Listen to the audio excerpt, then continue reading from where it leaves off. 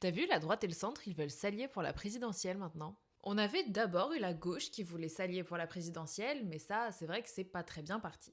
Et hier, il y a 90 personnalités de la droite et du centre qui ont plaidé pour une candidature commune à la présidentielle. En fait, ils ont tous peur d'un second tour Bardella-Mélenchon ou Le Pen-Mélenchon. Les deux extrêmes l'un contre l'autre en fait. Et c'est vrai que ça ferait plus beaucoup de place pour la droite et le centre. Dans une tribune publiée dans la Tribune dimanche, ils argumentent que c'est pour éviter un aller simple vers le populisme. Parmi les signataires, il y a Maude Bréjon, qui est la porte-parole macroniste du gouvernement. Du côté des Républicains, il y a Vincent Jeanbrun, qui est ministre du Logement, et François-Noël Buffet, qui est sénateur. Il y a aussi des membres du MoDem, qui est le parti de François Bayrou, et de Horizon, qui est le parti d'Édouard Philippe. Pour l'instant, ils ne se sont pas encore mis d'accord sur les modalités.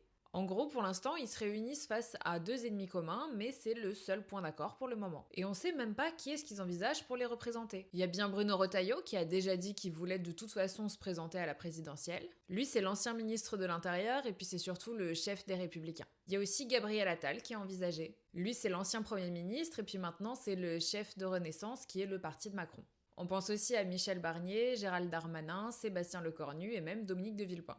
Et cette semaine, il y a même Gérard Larcher, qui est le président républicain du Sénat, qui a dit qu'il voulait une candidature unique. Bon, on est d'accord, d'habitude, c'est plutôt un truc de la gauche de vouloir s'unir. Et en plus, ça a marché récemment avec le nouveau Front populaire pour les élections législatives de 2024. Peut-être que la droite s'en a inspiré. Oublie pas de t'abonner et dis-moi ce que t'en penses.